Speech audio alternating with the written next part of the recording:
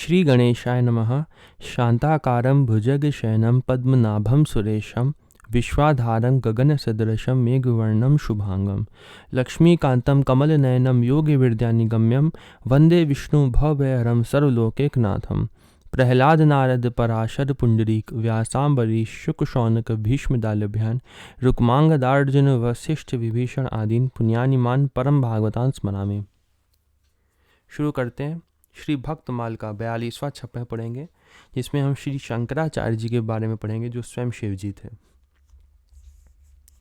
कलयुग धर्म पालक प्रगट आचार्य शंकर सुभट उत श्रृंखल अज्ञान जिते अन ईश्वरवादी बौद्ध कुतर्की जैन और पाखंड ही आदि विमुखनि को दियो दंड ऐचे सन्मार्ग आने सदाचार की सीव विश्व कीर्ति ही बखाने। ईश्वरांश अवतार मही मर्यादा मांडी अघट कलयुग धर्म पालक प्रगट आचार्य शंकर सुभट। अब इसका हम भावार्थ पढ़ेंगे। अधर्म प्रधान लिखा है, अधर्म प्रधान है कलयुग। अधर्म प्रधान कलयुग में वैदिक धर्म के रक्षक श्री शंकराचार्य जी का अवतार हुआ। आप विधर्मियों को शास्त्रार्थ में परास्त करने वाले वाकवीर थे।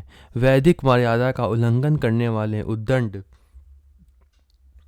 ईश्वर को न मानने वाले बौद्ध, शास्त्र विरुद्ध तर्क करने वाले जैनी पाखंडी आदि जो लोग भगवान से विमुख थे, उन्हें आपने दंड दिया। भय दिखाकर, शास्त्रार्थ में हराकर, उन्हें बलात् खींचकर सनातन धर्म के मार्ग पर लाए। आप सदाचार की सीमा अर्थात बड़े सदाचारी थे। सारा संसार आपकी कीर्ति का वर्णन करता है। आप भगवान शंकर के अंशावतार थे। पृथ्वी पर प्रकट होकर आपने वेद शास्त्र की संपूर्ण मर्यादाओं का इस प्रकार समर्थन और स्थापन किया कि उसमें किसी प्रकार की त्रुटि नहीं रही, वह अचल हो गई। और क्या क्या हम इस भावार्थ से अर्थ निकाल सकते हैं और एक एक शब्द का क्या अर्थ है, अब हम उसको पढ़ेंगे। जैसे इसमें आया है कलयुग, उसके लिए लिखा है कलयुग धर्म की हानि करके अधर्म को बढ़ावा देता है। ये लिखे हुए हैं कुछ चौपाई। दया स्वर्ग उठी गई धर्म धसी गयो धरनी में पुण्य गयो पाताल पाप भयो बरन बरन में प्रीति रीति सब गई बैर भयो घर घर भारी आपनी आपनी परी जिते जग में नर नारी कवि राज कहत सांची सबे निपट पलटी समयो गयो रे नर निरंध सुनु कान दे अब प्रत्यक्ष कलयुग भयो। अन्य ईश्वरवादी नास्तिक के लिए लिखा है, ईश्वर को ना मानकर संसार के सुख भोगों को ही सर्वस्व समझना, उसको कहते हैं नास्तिक। नास्तिक कौन है? जो ईश्वर को नहीं मानता है और संसार के ही भोगों को सर्वस्व समझता है। ये चार्वाक के कुछ धर्म, जो नास्तिक धर्म को चार्वाक भी कहेंगे, चार्वाक धर्म भी कहते हैं, और उसके लिए कुछ लिखा है संस्कृत में, उसका अर्थ दिया हुआ है, उसे पढ़ते हैं। जिन नाम के प्रथम तीर्थंकर से जैन धर्म हुआ और महावीर को अंतिम तीर्थंकर कहते हैं। जैन के लिए लिखा था ये वाम मार्ग की, जो यहाँ पे संस्कृत के कुछ श्लोक दिए हुए हैं, इसका अर्थ दिया नहीं हुआ है, तो हम इसको भी नहीं पढ़ते हैं। लेकिन जो जैन के लिए लिखा है, जैन धर्म के बारे में लिखा है कि जैन धर्म किसको कहते हैं? जो महावीर को अंतिम तीर्थंकर कहते हैं, उसे जैन कहते हैं। कुतर्की के लिए लिखा है, वेद एवं वैदिक सिद्धांतों का खंडन करना कुतर्क है, तथा वेद बनाई ब्राह्मण लीने उदर भरन हित धंधा कीने होम यज्ञ करिए नहीं भाई यामे हिंसा होत सदाई ईश नहीं कबहू अवतारी मिथ्यावाद जगत परचारी। ऐसा कहते हैं लोग। करी के कर्म ईश बनी जावो दैवी देवा मन जनि लावो ऐसे विमुखन के हित कारण का क्या हित होगा ऐसे लोगों का। भय शंकराचार्य उदाहरण, इसलिए शंकराचार्य जी का अवतार हुआ।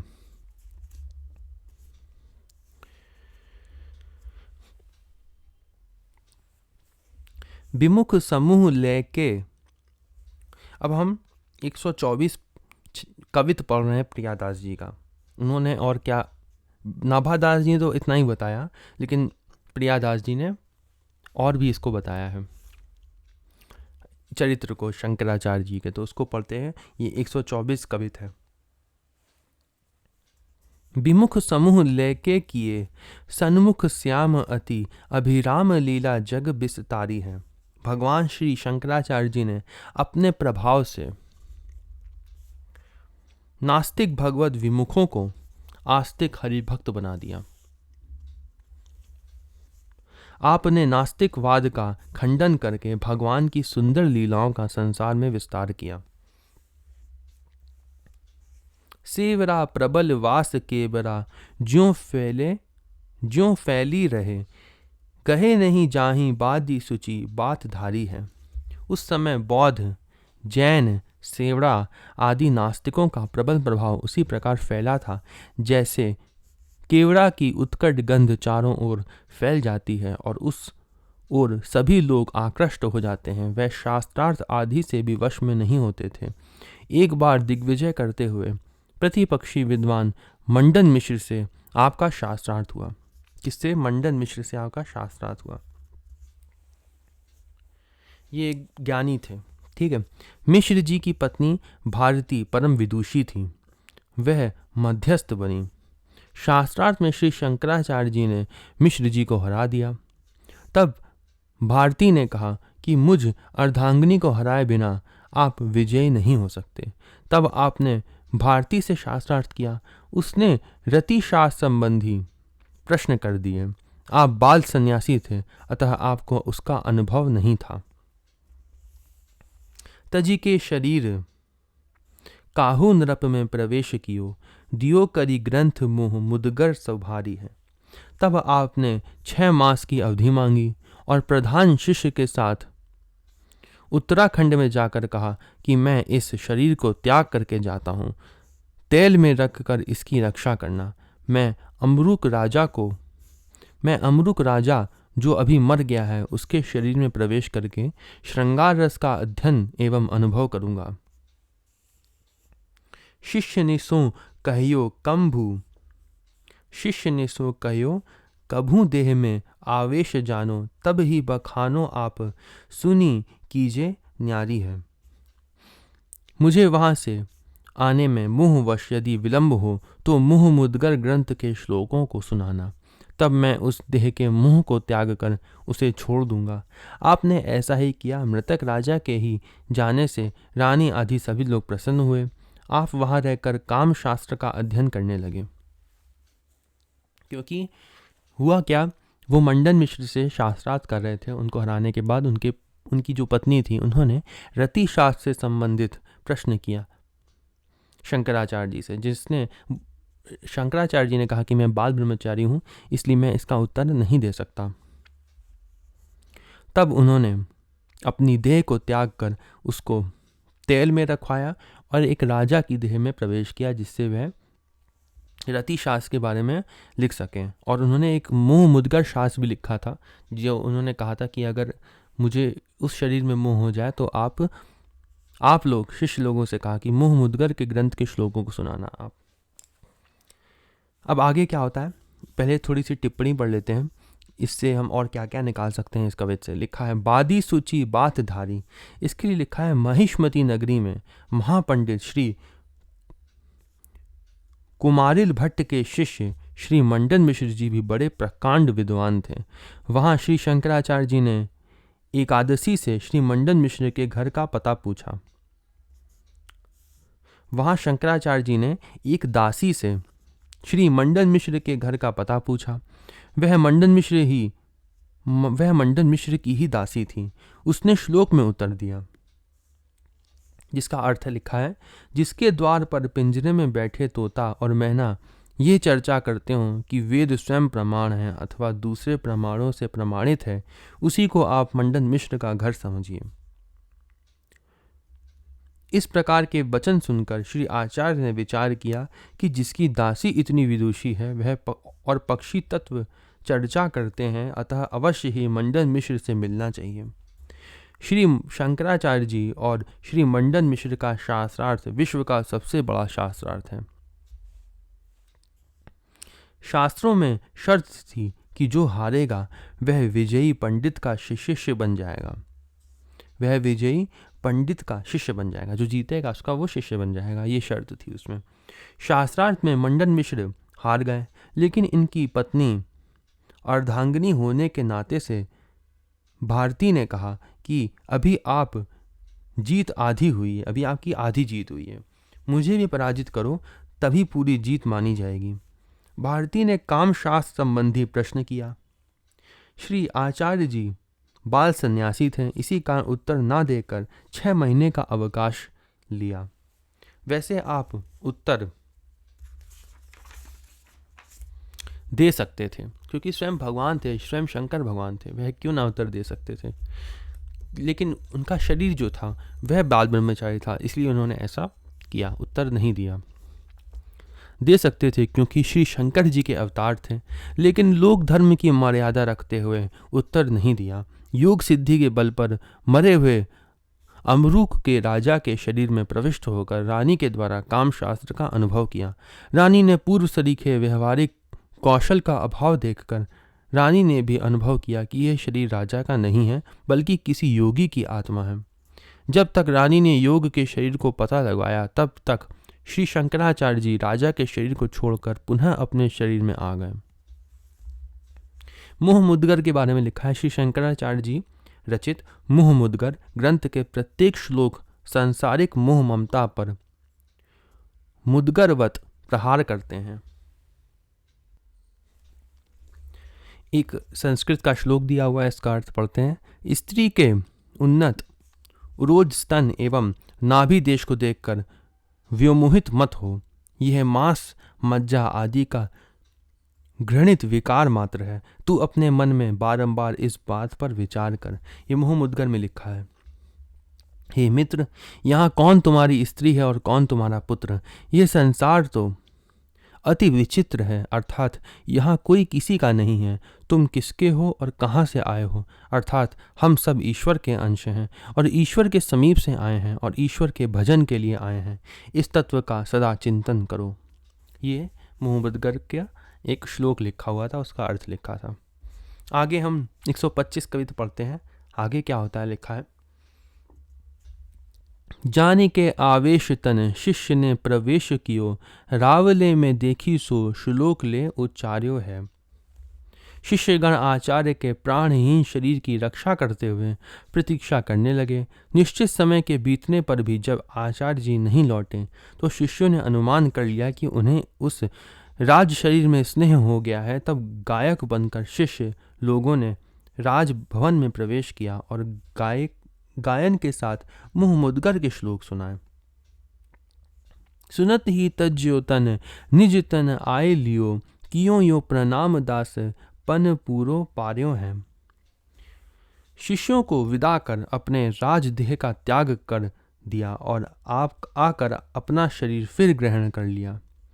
फिर भारती के पास जाकर उसे उत्तर दिया और शास्त्रार्थ में हरा दिया। मंडन मिश्र समेत उसे शिष्य बनाकर अद्वैत मतावलंबी बनाया। फिर मंडन मिश्र ने आचार्य से संन्यास दीक्षा ग्रहण कर ली और सुरेश्वरानंद नाम से प्रसिद्ध हुए। मंडन मिश्र का नाम क्या हुआ?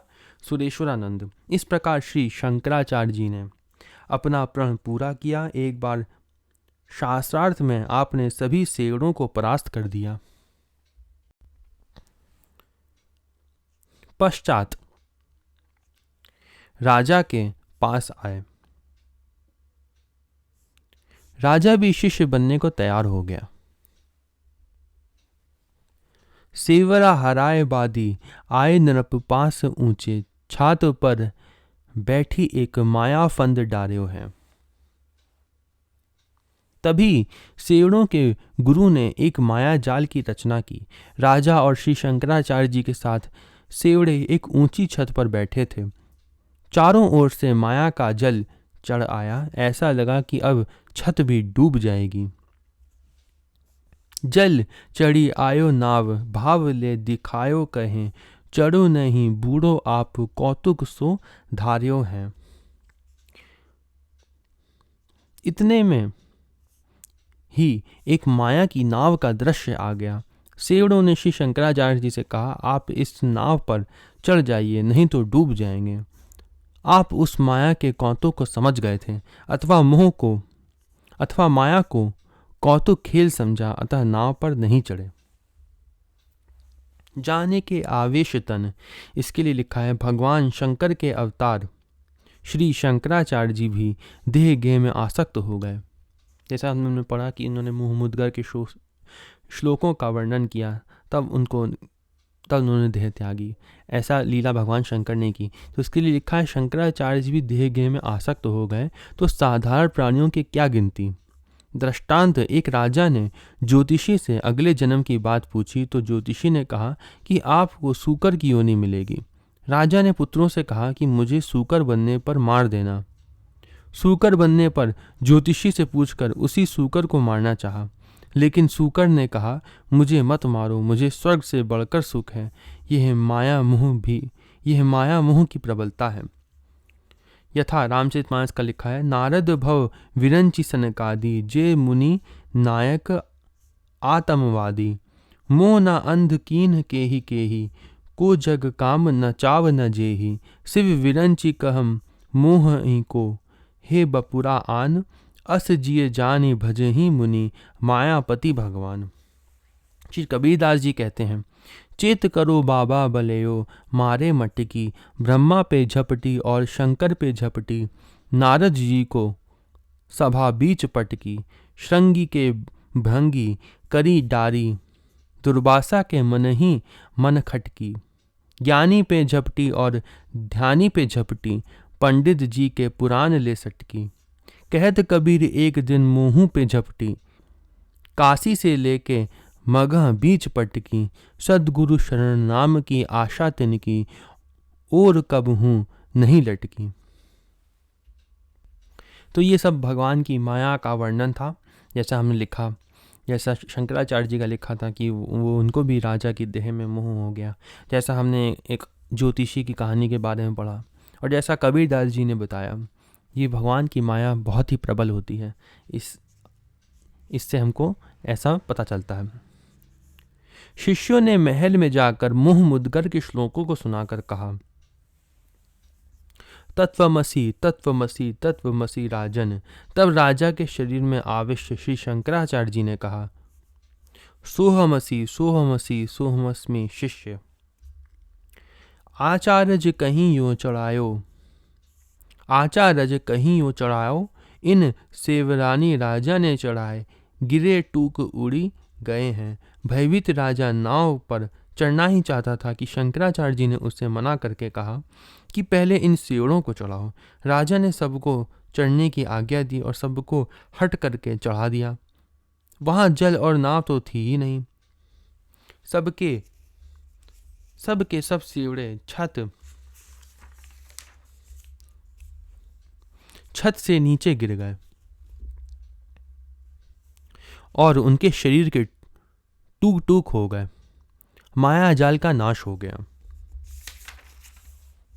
तब तो प्रसन्न नृप पाव परियो, भाव भरियो, कहियो जोई, करियो धर्म, भागवत लय हैं। तब तो राजा अति भक्ति के भाव में भरकर आपके चरणों में गिर गया। फिर श्री शंकराचार्य जी ने उसे जो जो आज्ञा दी सब उसने स्वीकार किया। वह स्वयं भगवत भक्त बना और अपनी समस्त प्रजा में धर्म का प्रचार करवाया। जो हठवश नहीं मानते थे उन्हें दंड का भय देकर धार्मिक बनाया।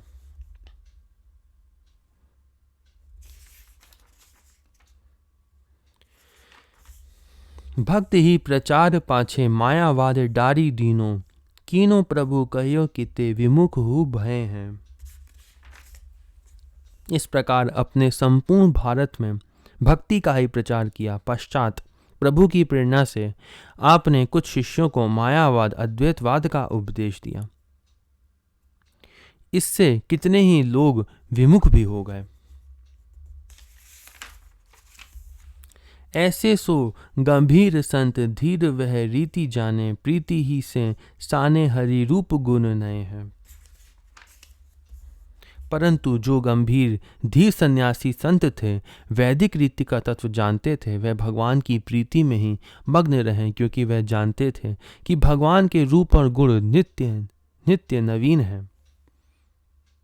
केवल निराकार और निर्गुण ही ईश्वर नहीं है। भक्ति ही प्रचार के लिए लिखा है। श्री शंकराचार्य जी केवल ज्ञानी ही नहीं परम भक्त भी थे। आपने सदग्रंथों में भक्ति का खूब वर्णन किया है। भोगरत तपस्वी एवं प्रपंचरत सन्यासी को देखकर भक्ति का उपदेश भी करते थे। विवाह करने के लिए एक 60 वर्ष का ब्राह्मण व्याकरण में डुकंज करने इस धातु को रट रहा था। श्री शंकराचार्य जी ने ब्राह्मण के अभिप्राय को जानकर उपदेश किया। क्या उपदेश किया? भज गोविंदम भज गोविंदम, गोविंदम भज मूढ़ मते। इसका अर्थ पूरा पढ़ते हैं। क्या लिखा है? ये एक भजन भी है। क्या है? मैं पूरा पढ़ लेता हूँ। भज गोविंदम गोविंदम भज मूढ़ मते, संप्राप्ते सनहिते मरणे, नहीं नहीं रक्षति डकुंज करने। अगम गलितम पुलितम मुंडम, दशन विहीनम जातम तुंडम, वृद्धो याति गृहीत्वा दंडम, तदपि ना मुंचत्याशा पिंडम। चरपट पंजरिका, इसका अर्थ क्या है? इसका अर्थ लिखा है, अरे मूढ़ मते गोविंद को भजो, मृत्यु निकट आने पर यह डकुंज करने आदि व्याकरण के धातु सूत्र तुम्हारी रक्षा नहीं कर सकते हैं। तुम्हारे अंग शिथिल हो गए हैं, सिर के बाल सफ़ेद हो गए हैं, मुंह के दांत टूट गए हैं, तू अत्यंत वृद्ध हो गया है, हाथ में पकड़ा दंड कांप रहा है, तब भी आशा तृष्णा का त्याग नहीं करता। पाछे मायावाद प्रभु कहो, इसके लिए क्या लिखा है? श्री शंकराचार्य जी ने पहले भक्ति का प्रचार किया, फिर मायावाद अद्वैतवाद वाम मार्ग का उपदेश किया। ऐसा क्यों किया? शिव जी ने ऐसा भक्ति का प्रचार करने पर भी ये अद्वैतवाद का क्यों सिद्धांत किया? कीन्हु प्रभु कहो, भगवान की इच्छा से। भगवान ने मायावाद का प्रचार क्यों कराया? परोक्षो ही प्रभु प्रिय, भगवान ने भक्ति को गुप्त गुण रखने के लिए ऐसा किया, क्योंकि ये भक्ति का खुला प्रचार करते थे। भक्ति के रहस्य को पोथियों द्वारा जानने के कारण आचार्य की आवश्यकता को लोग कम महत्व देंगे, जिससे आचार्य परंपरा नहीं रह जाएगी। इसलिए ऐसा किया। भक्ति से भगवान वश में हो जाते हैं। भक्ति अवश्य ही वश करी, अतः सहज में किसी को भक्ति नहीं देते। भक्ति से भगवान पराधीन हो जाते हैं। अहम भक्त पराधीनो, भागवत में लिखा है। फलस्वरूप भक्ति को छिपाने के लिए भगवान ने ऐसा किया। भगवान जो है भक्ति को छिपाए रखते हैं, जिससे आचार्य परंपरा बनी रहे, आचार्य की आवश्यकता रहे। इसलिए पोथियों में सब कुछ भगवान नहीं बताते। ऐसा इसको पढ़ने से मालूम पड़ता है। फलस्वरूप भक्ति को छिपाने के लिए भगवान ने ऐसा किया। फिर जब भक्ति लोप होने लगती है तो पुनः आचार्यों से भक्ति का प्रचार कराते हैं। गंभीर संत के लिए लिखा है, जो संत गंभीर अगाध भक्ति भाव से पूर्ण एवं धैर्यवान थे, वह मायावाद से बचकर भक्ति में ही लगे रहे, क्योंकि सीम की चापी सकई को तासु, बड़ रखवार रमापति जासु। अब हम कुछ अन्य चरित्र इनका पढ़ेंगे शंकराचार्य जी का। दक्षिण भारत केरल देश में पूर्णा नदी के तट पर स्थिति कलांदी काल्टी नामक गांव में पिता श्री शिव गुरु एवं माता सुभद्रा विशिष्टा जी के कोख से विक्रम संवत 1845 तदनुसार सन 1855 वैशाख शुक्ल पंचमी को श्री शंकराचार्य जी का प्रादुर्भाव हुआ। माता पिता की तपस्या से प्रसन्न होकर स्वयं भगवान शिव ही बालक बनकर आए। इसी से बालक का नाम शंकर रखा गया। 3 वर्ष की अवस्था में पिताजी का स्वर्गवास हो गया। 5 वर्ष की अवस्था में यज्ञोपवीत संस्कार होने के बाद 7 वर्ष की अवस्था में संपूर्ण वेदांगों का अध्ययन कर ये घर लौट आए। गुरुकुल में रहते हुए एक दिन दरिद्र ब्राह्मणी के यहाँ भिक्षा के लिए गए, लेकिन उसके पास कुछ भी नहीं था। तब श्री लक्ष्मीकंद धारा स्तोत्र द्वारा श्री लक्ष्मी जी की स्तुति करके ब्राह्मणी का घर लक्ष्मी से परिपूर्ण कर दिया। आप माता में विशेष भाव रखते थे। विद्या प्राप्ति के बाद आपको विवेक प्राप्त हो गया था, अतः संन्यास लेने के लिए माँ से आज्ञा मांगी। इकलौता पुत्र होने से एकमात्र माँ के यही आधार थे, अतः वात्सल्य भाव से आपको संन्यास की आज्ञा नहीं दी। एक दिन आप पूर्णा नदी में माँ के साथ स्नान करने गए। नदी में मगर ने शंकर का पैर पकड़ लिया। माँ रोने लगी। तब शंकर ने कहा कि मगर कह रहा है कि यदि माँ संन्यास की आज्ञा दे दें तो मैं छोड़ दूंगा। यह इन्हीं की लीला थी। माँ ने संन्यास के लिए आज्ञा दे दी। घर आकर संन्यास के लिए जब माँ से अनुमति मांगी तो माँ का हृदय उमड़ पड़ा और रोती हुई बोली, बेटा शंकर, मेरे मरने के बाद अंतिम संस्कार कौन करेगा? शंकर ने कहा, मैं करूँगा। माँ बोली, ठीक है, तू सन्यासी हो जा, लेकिन एक बार फिर बीच में अपनी जननी का दर्शन कर जाना। माँ से विदा मांगकर श्री नर्मदा तट पर विराजमान श्री गोविंद भगवत पादाचार्य से विधि पूर्वक संन्यास की दीक्षा ली। गुरुदेव ने आपका नाम भगवत पूज्य पादाचार्य रखा। कुछ काल तक गुरुदेव की सेवा करके उनकी आज्ञा से काशीपुरी आए और वेदांत सूत्रों पर भाष्य लिखा। किस पर लिखा? वेदांत सूत्रों पर लिखा। जो वेद व्यास जी का है ना वेदांत सूत्र, जिसमें उन्होंने सारे वेदों का ज्ञान लिखा हुआ है, उस पर उन्होंने भाष्य लिखा, उसका अनुवाद किया। स्वयं वेद व्यास जी एक ब्राह्मण का रूप धरकर शास्त्रार्थ किया।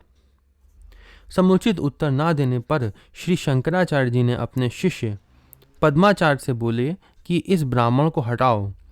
सिद्ध पद्माचार्य ने पहचान लिया कि ये साक्षात भगवान शंकर हैं और ब्राह्मण रूप में वेद व्यास जी साक्षात नारायण हैं। इनका विवाद हमारी समझ में नहीं आता है, क्या करूं? यह सुनकर व्यास जी प्रकट होकर दर्शन दिए एवं वेदांत भाष्य की प्रशंसा करके अंतर्धान हो गए। उन्होंने प्रशंसा करी वेदांत भाष्य की और वह अंतर्धान हो गए। एक बार कुत्तों से बचने के लिए श्री गंगा जी की ओर भागे। कुतर्कियों ने कहा कि शरीर अनित्य है, तो फिर क्यों मरने के लिए भय से भगे जा रहे हैं? श्री शंकराचार्य जी ने कहा, मेरा भागना भी तो अनित्य है। एक बार भगवान विश्वनाथ चांडाल के रूप में दर्शन देकर कहा, गंगा गढ़ही वारी में चंद्रबिंब दर्शाए, उनमें ऊंचो नीच को यह मोही देहु बताए। आप श्री शिव जी को पहचान कर चरणों में गिर पड़े और छुआछूत का भाव त्याग दिया। श्री शिव जी ने ग्रंथ लिखने एवं दिग्विजय पूर्वक धर्म प्रचार की आज्ञा दी। फलतः समस्त भारत में भ्रमण करके अनेक विधर्मियों को परास्त करके वैदिक धर्म की ध्वजा फहराई। दिग्विजय यात्रा में आपको अपनी माता अस्वस्थता का समाचार मिला तो आप पूर्व प्रतिज्ञा अनुसार माँ के दर्शन करने गए। माँ ने कहा, शंकर, तूने उपदेश के बड़े बड़े ग्रंथ लिखे हैं, मुझे भी कुछ सुना। श्री शंकराचार्य जी ने माता को तत्वबोध नाम का ग्रंथ सुनाया। माँ ने कहा कि मैं ये कुछ भी नहीं जानती हूँ, तुम मुझे कृष्ण स्तुति सुनाओ। तब उसी समय तुरंत रचनाकार के श्री कृष्णाष्टक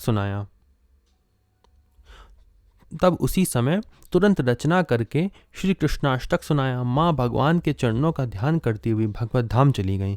श्री शंकराचार्य जी विधि विधान पूर्वक अंतिम संस्कार किया। आपने मातृ भक्ति का परम आदर्श स्थापित किया। तत्पश्चात पुनः धर्म प्रचारार्थ निकल पड़े।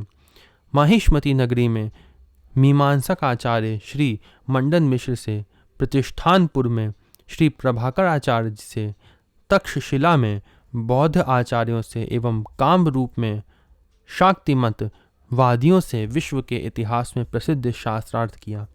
उग्र भैरव नाम का कापालिक अपने यंत्र मंत्र तंत्र एवं षड्यंत्रों से श्री आचार्य को वशीभूत करना चाहा, लेकिन भगवत कृपा से तांत्रिक कुछ भी नहीं कर सका। तब विनम्र होकर श्री आचार्य जी को सेवा करके प्रसन्न किया और वरदान में अपने कार्य की सिद्धि के लिए देवी को बलि देने के लिए मस्तक मांगा। श्री शंकराचार्य जी मस्तक देने के लिए तैयार हो गए।